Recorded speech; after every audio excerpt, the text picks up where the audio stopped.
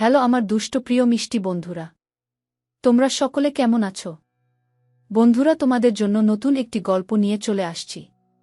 বন্ধুরা, তোমরা আমাকে যে পরিমাণ সাপোর্ট করেছো সেটা বলার মতো ভাষা নেই আমার কাছে। বন্ধুরা, গল্পটি না টেনে শেষ পর্যন্ত দেখলে আশা করি তোমাদের দাঁড়িয়ে যাবে এবং তোমরা হাতের কাজ করতে বাধ্য হবে। চলুন বন্ধুরা, গল্পটি শুরু করি। বাসর রাত সবার স্বপ্নের হলেও জয়ার কাছে বাসর রাতটা জীবনের কাল রাত মনে হচ্ছে। বাসর ঘরটা তার কাছে মনে হচ্ছে নরক। তার সব স্বপ্নগুলো আজ ফ্যাকাশে, ভাবনাগুলো ধূসর বর্ণ ধারণ করেছে। এসব ভাবতে ভাবতে হঠাৎ দরজায় কড়া নড়ল। জয়া তাকিয়ে দেখে রাজ রুমের দরজা লাগিয়ে এদিকে আসছে। কিন্তু এখনও বিষে কাজ করছে না কেন? রাজ যদি সত্যি স্বামিত্ব ফলায়, না হে ওর মতো একটা দুশ্চরিত্রের সাথে আর যাই হোক ঘর করা যায় না।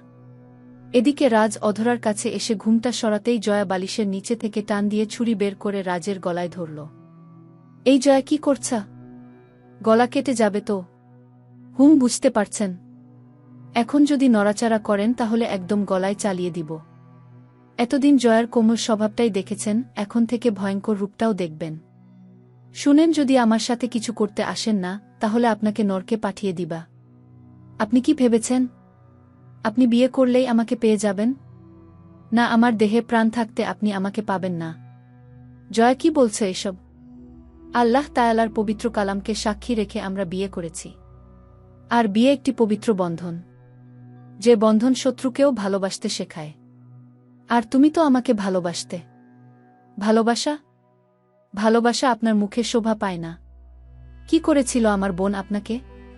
জানেন আপু আপনাকে কতখানি ভালোবাসত?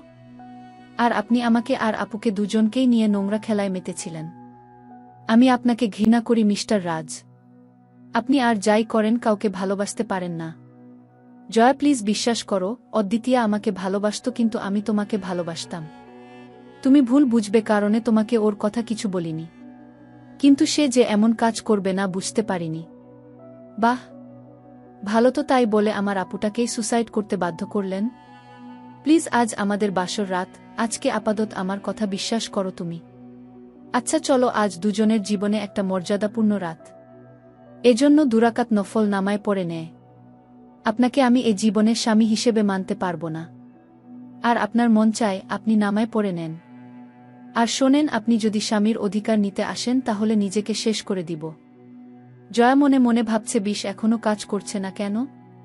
তিন্নি কি বিষ দিল তাহলে? কাল বাসায় যেয়ে নেয়, তারপর দেখব নকল বিষ দেওয়ার পরিণাম। রাজ জয়াকে আর কিছু বলল না। জয়ার পাশ থেকে বালিশ নেওয়ার সময় বলল, জানো জয়া, আমি তোমাকেই ভালোবাসি। আমি জানি আমি তোমার কাছে ঘৃণার পাত্র ছাড়া আর কেউ নয়। তোমাকে এভাবে বিয়ে করা ছাড়া আমার কোনো পথ খোলা ছিল না। যদি দিনের ঘটনার জন্য ক্ষমা করে দিও। আরেকটা অনুরোধ, স্বামী হিসেবে নয়, শত্রু হিসেবেই নিও। আমাদের জন্য যেন আমাদের পরিবারের কেউ কষ্ট না পায়। তারা যেন বুঝতে না পারে কোনো কিছু। আচ্ছা ঠিক আছে।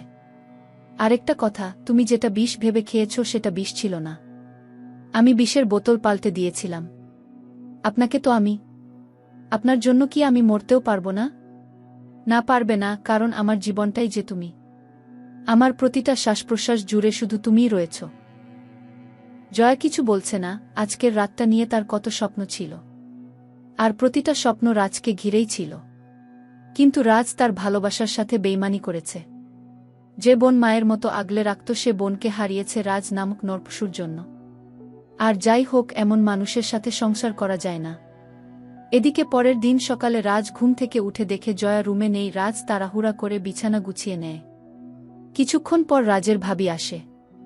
কি গো দেবর সাহেব, বিড়াল কেমন মারলে? ভাবি, তুমিও না?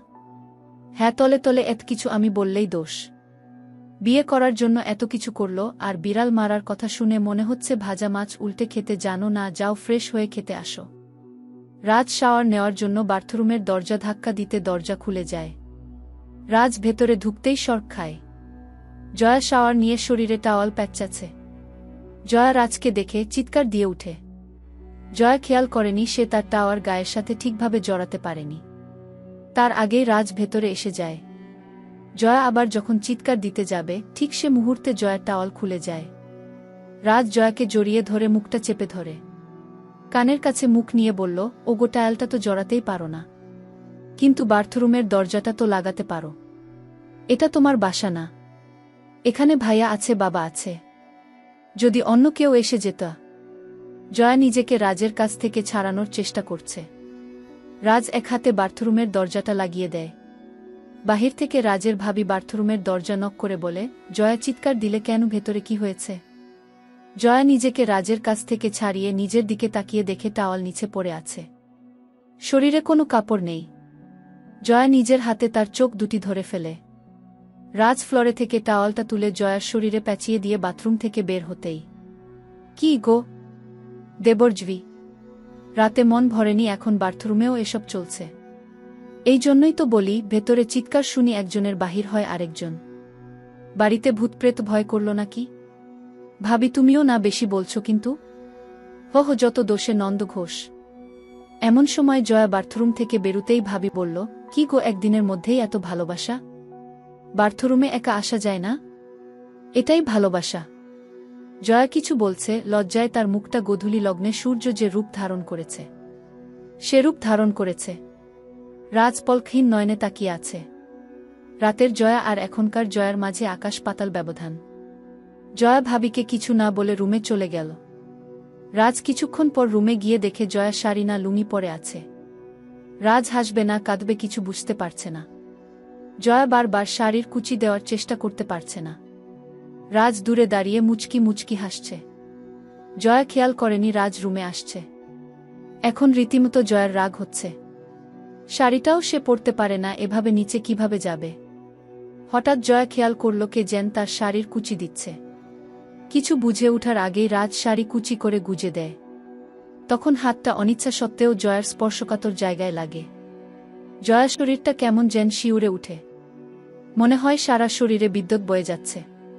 জয়া রাজের গালে চড় বসিয়ে দেয়। রাজ অবাক হয়ে জয়ার দিকে তাকিয়ে থাকে। কি এভাবে তাকিয়ে কি দেখছিস? তোর কি করে সাহস হয় রুমে না বলে প্রবেশ করার, তার উপর আমাকে শাড়ি পরাতে গিয়ে ওখানে হাত দেওয়ার?